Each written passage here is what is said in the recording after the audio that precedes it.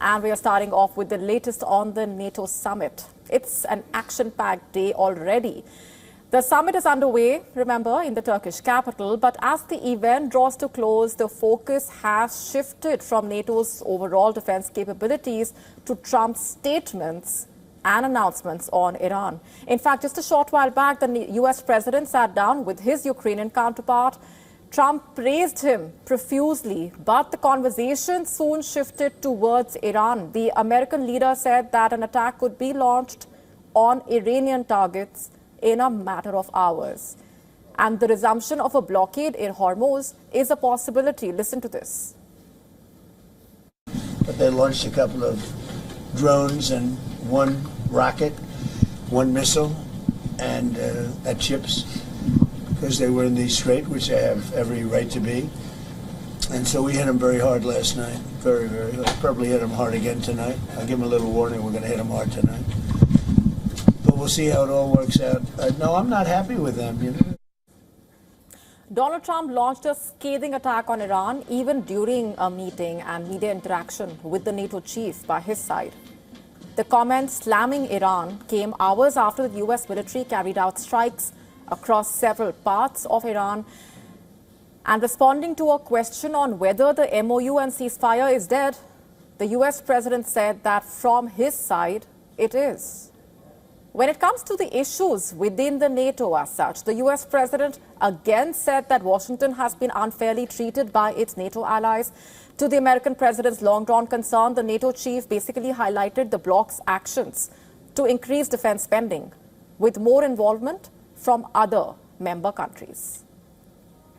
So there is complete commitment to NATO. But hey, there's also an expectation.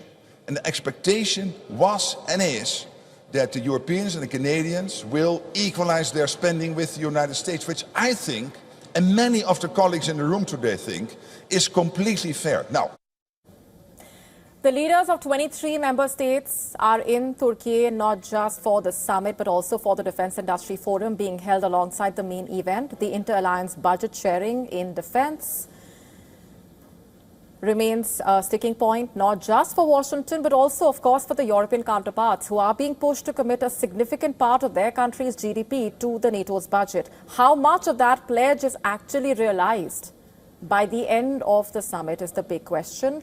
But then the bigger question is also if all the other discussions will get overshadowed by the resumption of the war in West Asia. Let's go straight across now to our guest joining us on the broadcast this minute from Washington, D.C. Thanks very much for being here. I have to begin by asking you for your assessment of what we've seen unfold so far when it comes to what Trump has said on Iran, also what he has stressed upon once again over what he says is, in a way, the lack of support from the NATO allies. To what extent do you see this actually overshadowing what the discussions are expected to yield? First off, American presidents going back to Eisenhower have been concerned about our allies not doing enough. They clearly are underinvesting in their defense and have. They've basically built an expansive welfare state underneath that's been subsidized by American military protection. There's nothing new there. What is new is that when President Trump says we can't support you indefinitely, they believe him. So Secretary General Ruta has spoken about the Trump trillion, the increase in NATO expenditure. And of course, the guy who's really bolstered NATO is Vladimir Putin. By his invasion of Ukraine, he caused the Swedes to abandon 400 years of neutrality and join the alliance, and the Finns to abandon 70 years of neutrality and join the alliance. And they brought significant military capability there. So I think the alliance is strong. The next question would be about the war in Western Asia, if that will distract. I think it won't. NATO is seized and has its hands full with particularly the allies in the former Soviet bloc, who were once colonies of the Soviet Union, i.e. Russia. They are very concerned that what they see in Ukraine might unfold in Lithuania, Latvia, Estonia, or even Poland. And so they will remain focused on that. And I think that will be the case for some time. I think this is viewed as an American issue and with possibly some vestigial or sideline NATO issues.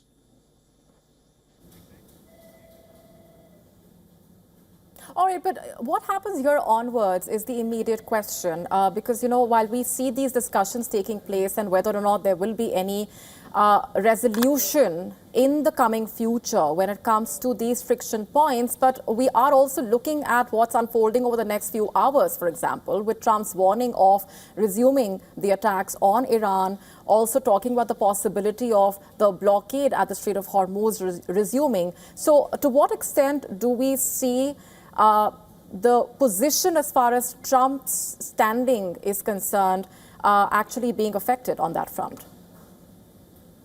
Well, I think that many of the NATO leaders, particularly in what Donald Rumsfeld used to call old NATO, the Western European, they do not like Trump. They resent him. They don't like him personally. And Trump is extremely unpopular with the people who vote in Western Europe.